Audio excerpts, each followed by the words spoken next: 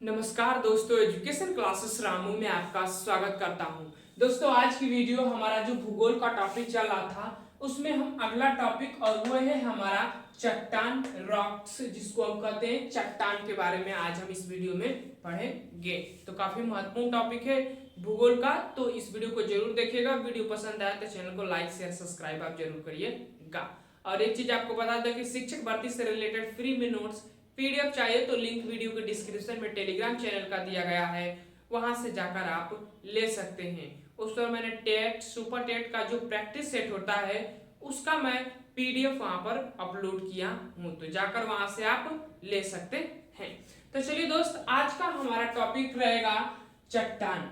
चट्टान के बारे में बात करने से पहले मैं आपको सजेशन दे दूं कि पिछली मैंने कुछ वीडियो अपलोड किया था, जैसे पृथ्वी की आंतरिक संरचना, ज्वालामुखी, भूकंप वाले ऐसे जो टॉपिक थे हमने उसको अपलोड किया था। तो अगर आप उस वीडियो को नहीं देखे होंगे तो उसके बाद ही इस वीडियो को देखिएगा, क्योंकि जैसे जैसे हम धीरे धीरे टॉपिक ऊपर पढ़ाते जा रहे हैं तो उस टॉपिक से रिलेटेड हो रहा है, यानी कि पिछले जो टॉपिक पढ़ाया गया होता है उसी टॉपिक से रिलेटेड टॉपिक को उठाया जा रहा है।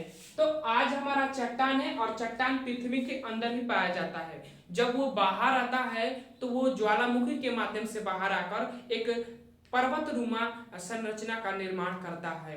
तो पहले ज्वालामुखी और पृथ्वी की आंतरिक संरचना वाली वीडियो आप देख लीजिएगा, उसके बाद ही इस वीडियो को मैं देखने का सजेशन करूंगा।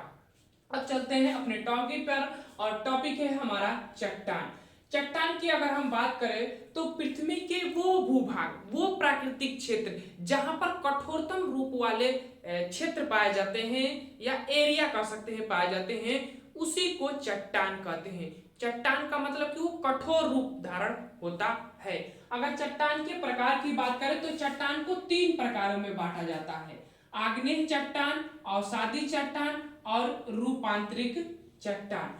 आग्नेय चट्टान की अगर हम बात करें तो जब ज्वालामुखी, देखिए ज्वालामुखी के माध्यम से ही पृथ्वी के नीचे से जो लावा मैग्मा होता है वो बाहर आता है और धीरे धीरे वो ठंडा होकर एक कठोर रूप धारण करता है, उसी को चट्टान कहते हैं। तो जैसे देखिएगा, जब ज्वालामुखी के द्वारा मैग्मा या लावा बाहर निकलता है तो वह अत्यंत गर्म होता है, और जब वह जलवायु के संपर्क में आता है तो ठंडा होकर कठोर रूप धारण कर लेता है, उसी को चट्टान कहते हैं। जैसे यहाँ पर मैं चित्र के माध्यम से समझा रहा हूँ, जैसे ये हमारा मैग्मा वाला एरिया है, ये हमारा मैग्मा है पृथ्वी के आंतरिक वाला पार्ट में। लेकिन जैसे ही पृथ्वी के अंदर हलचलें होती है और वो बाहर जब आता है तो यहाँ पर लावा का रूप हो जाता है, उसका मतलब लावा नाम रख दिया जाता है। और धीरे धीरे जब वो आता है तो वायु और जल के संपर्क में आकर वो कठोर रूप धारण कर लेता है, उसी को हम क्या कहते हैं, तो आग्नेय चट्टान कहा जाता है। तो इतना समझ में आ गया कि आग्नेय चट्टान किसे कहते हैं।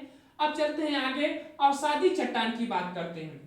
देखिए, जब आग्नेय चट्टान वायु या जल के द्वारा टूट कर एक स्थान से दूसरे स्थान पर जाकर एक परतदार नुमा चट्टान का निर्माण करती है, जिसको हम निक्षेपण के क्रम में भी कह सकते हैं, परतदार नुमा चट्टान का निर्माण करती है, उसी को हम क्या कहते हैं, अवसादी चट्टान कहते हैं। देखते हैं ना, कभी कभी नदियां क्या होती हैं कि पहाड़ों पर से जो मिट्टियां होती है या पत्थरें होते हैं उसको तोड़कर धीरे धीरे तोड़कर और उसको बहाकर ले जाकर दूसरे स्थान पर दलदली जैसे रूप धारण कर लेती है या परतदार नुमा संरचना का निर्माण ऐसे कर लेती है, उसी को हम अवसादी चट्टान कहते हैं।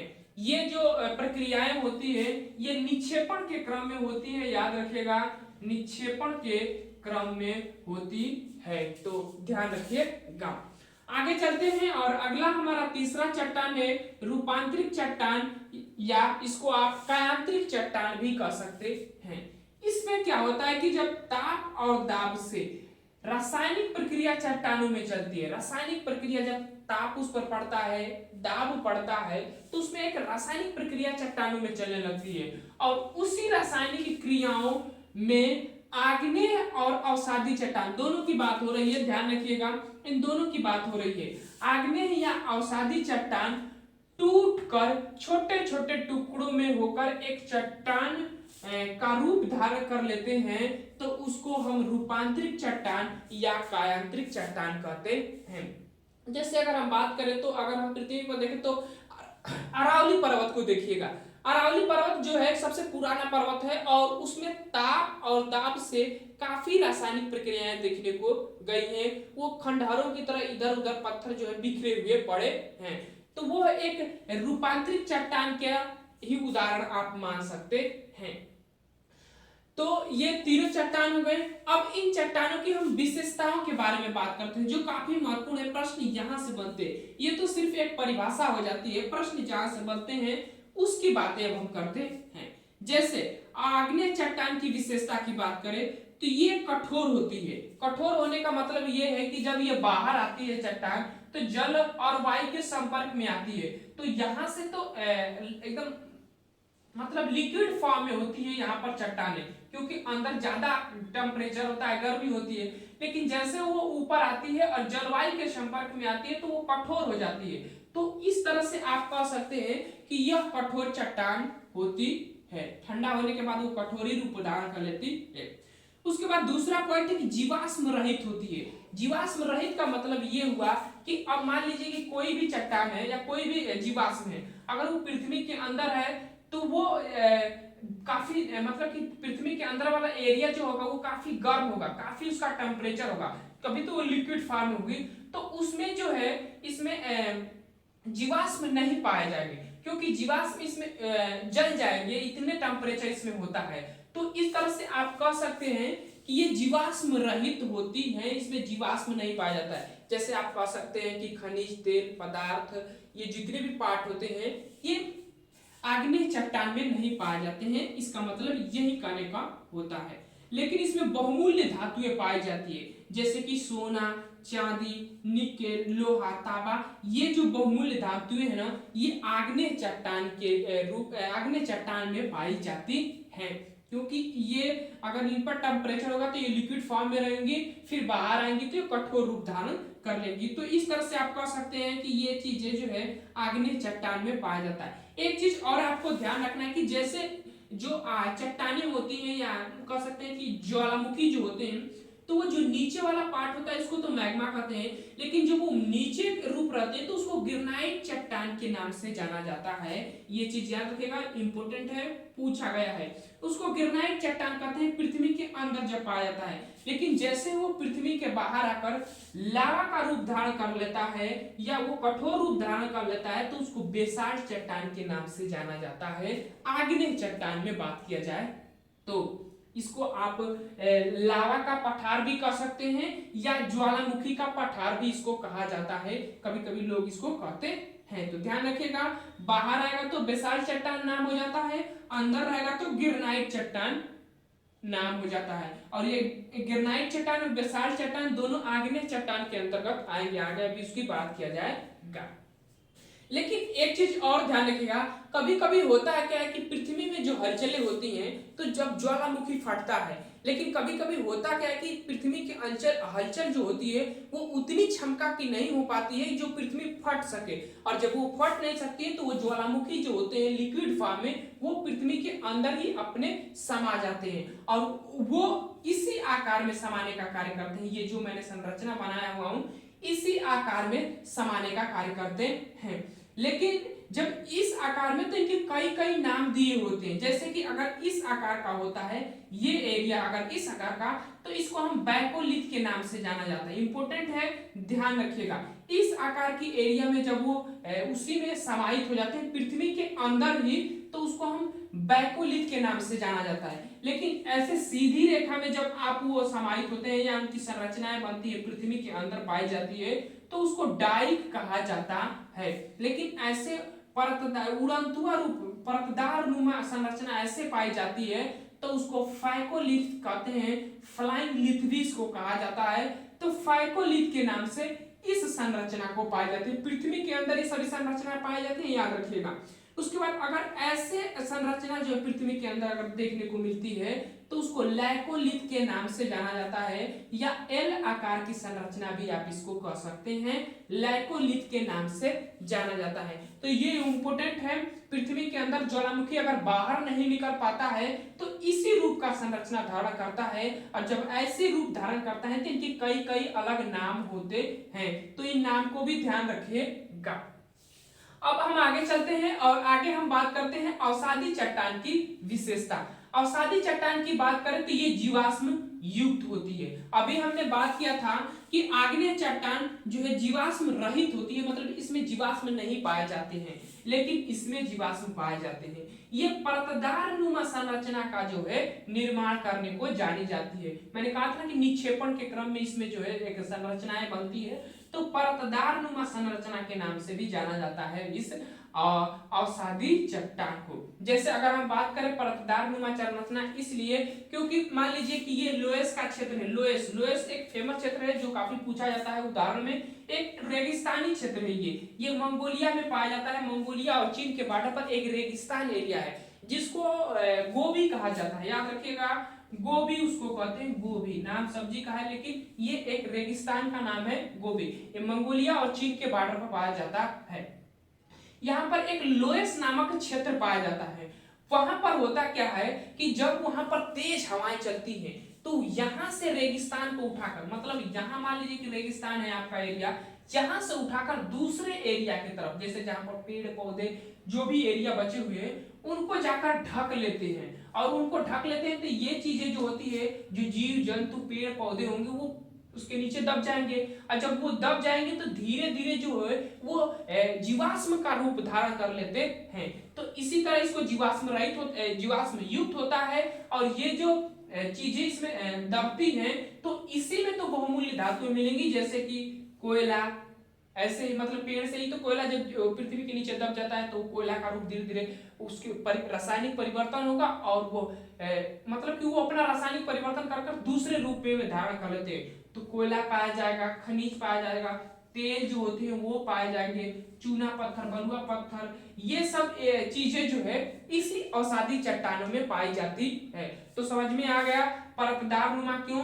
क्योंकि जब यहाँ से एरिया उठकर, मतलब यहाँ से जो रेगिस्तानी एरिया का जो बलुआ सब उठकर दूसरे एरिया में जाकर किसी चीज को दबा देते हैं पृथ्वी के अंदर, तो वो धीरे धीरे जीवाश्म का रूप धारण कर लेता है, और उसी में ही सबसे बहुमूल्य धातु कोयला, खनिज, तेल, सोना, चूना पत्थर, बलुआ पत्थर, ऐसे चीजें पाई जाती हैं। ये पूछा गया क्षेत्र है लोएस का क्षेत्र, जो रेगिस्तान एरिया है, मंगोलिया में पाया जाता है, गोबी मरुस्थल में पाया जाता है लोएस का क्षेत्र, जहां पर ऐसी घटनाएं काफी देखने को मिलती है, अवसादी चट्टान की घटनाएं। तो ये दो चट्टानें हो गई। तीसरी चट्टान की थोड़ी विशेषता मैं आपको बता देता हूँ, रूपांतरिक चट्टान या कायांतरिक चट्टान कह सकते हैं इसको थोड़ा सा समझ लीजिएगा, इसमें ज्यादा नहीं है। जैसे देखिए अगर हम बात करें तो ये आग्नेय चट्टान है और ये है अवसादी चट्टान, अवसादी चट्टान। अब ये दोनों चट्टानों में होती क्या है, पहली चीज समझिएगा, इन दोनों चट्टानों में होता क्या है कि जब इनमें ताप और दाब का प्रभाव पड़ता है, दोनों चट्टानों में ताप और दाब का प्रभाव पड़ता है, तो दोनों चट्टानें एक परिवर्तित रूप धारण कर लेती हैं। मतलब दोनों चट्टाने में ताप और दाब के प्रभाव से जो परिवर्तन होता है और जिस चट्टान का निर्माण होता है उसको रूपांतरिक चट्टान या कायांतरिक चट्टान कहा जाता है। तो इन दोनों चट्टानों में जैसे एक शैल चक्र पॉइंट आता है, यहाँ पर एक समझ लीजिएगा शैल चक्र पॉइंट आता है, शैल चक्र, इसको थोड़ा समझिएगा। शैल चक्र में होता क्या है कि आग्नेय चट्टान, आग्नेय चट्टान जब परिवर्तित रूप जब आग्नेय चट्टान पृथ्वी के नीचे होती है, जैसे वो बाहर आती है तो जलवायु के संपर्क में आती है, धीरे धीरे कठोर रूप धारण कर लेती है, तो वो आग्नेय चट्टान हो जाती है। लेकिन जब उसमें भी जल और वायु के संपर्क में जब प्रक्रियाएं चलती हैं उसमें आग्नेय चट्टान में, तो परिवर्तित होकर वो अवसादी चट्टान में आ जाता है, अवसादी चट्टान का रूप धारण कर लेता है। फिर उसके बाद आगे चलकर इस अवसादी चट्टान में भी प्रक्रियाएं चलती है, उसको हम रूपांतरिक चट्टान कहते हैं। मैंने बताया था कि रासायनिक प्रक्रियाएं चलती हैं, तो उसको हम रूपांतरित चट्टान कहते हैं। और फिर जब ये रूपांतरित चट्टान का रूप धारण करती है तो धीरे धीरे रूपांतरित चट्टान पृथ्वी के नीचे चली जाती है और फिर वो मैग्मा का रूप धारण कर लेती है। तो इस तरह से प्रक्रिया चलती है। कभी कभी आग्नेय चट्टान अवसादी चट्टान में न कन्वर्ट होकर डायरेक्टली रूपांतरित चट्टान में भी कन्वर्ट हो जाता है। तो इसको शैल चक्र के नाम से जाना जाता है इस प्रक्रिया को। तो ध्यान रखिएगा, आग्नेय चट्टान अवसादी चट्टान में कन्वर्ट होता है, उसके बाद रूपांतरित चट्टान में, और फिर वो धीरे धीरे मैग्मा का रूप यानी कि पृथ्वी के नीचे चला जाता है और मैग्मा का रूप धारण करता है। लेकिन एक चीज समझिएगा, आग्नेय चट्टान कभी कभी डायरेक्टली रूपांतरित चट्टान में भी कन्वर्ट हो जाता है ताप और दाब से, रासायनिक प्रक्रियाओं से। तो इतना चीज ये, इस प्रक्रिया को हम शैल चक्र के नाम से जानते हैं। अब चलते हैं आग्नेय चट्टान के अंतर्गत कौन कौन से आते हैं चट्टाने, अवसादी चट्टान के अंतर्गत कौन कौन से चट्टाने आते हैं उसकी बात कर लेते हैं। जैसे आग्नेय चट्टान की बात करें तो इसके मोस्ट इंपोर्टेंट पॉइंट ग्रेनाइट चट्टान, बेसाल्ट चट्टान, ग्रेवो चट्टान और बिटुमिन कोयला होता है। ये जो है आग्नेय चट्टान के अंतर्गत आने वाली चट्टानें होती है। दूसरे नंबर पर अवसादी चट्टान की बात किया जाए तो सैल, चूना पत्थर, बलुआ पत्थर, डोलोमाइट, लिग्नाइट कोयला, ये जो है अवसादी चट्टान के अंतर्गत आने वाले चट्टाने हैं। उसके बाद रूपांतरित चट्टान या कायांतरिक चट्टान आप कह सकते हैं, जैसे फाइलाइट, क्वार्टरजाइट, ग्रेनाइट चट्टान, संगमरमर, एंथ्रासाइट कोयला, और एक होता है नीस चट्टान और सर्पेंटाइन चट्टान। तो ये रूपांतरित चट्टान की जो है उदाहरण है या चट्टान है आप कह सकते हैं। इनमें होता क्या है कि एक चीज समझिएगा, ग्रेनाइट चट्टान जो है मतलब कि ये जो रूपांतरित चट्टान होती है ये दोनों चट्टानों का परिवर्तित रूप होती है। ध्यान रखिएगा, क्योंकि रूपांतरित का मतलब परिवर्तित रूप या कायांतरित का मतलब परिवर्तित रूप होता है। तो ग्रेनाइट चट्टान का और आग्नेय चट्टान का और अवसादी चट्टान का परिवर्तित रूप ही रूपांतरित चट्टान होता है। तो आशा करता हूं कि ये चीजें आपको पूरा जो है समझ में आ गया होगा। एक अगली वीडियो इसी से रिलेटेड आएगी और उसमें आपको ट्रिक के माध्यम से मैं बता दूंगा कि कैसे इन चट्टानों को याद किया जाता है ट्रिक के माध्यम से। तो चलिए दोस्त, वीडियो पसंद आए तो वीडियो को लाइक करिएगा, शेयर करिएगा, सब्सक्राइब करिएगा। Thank you for watching this video.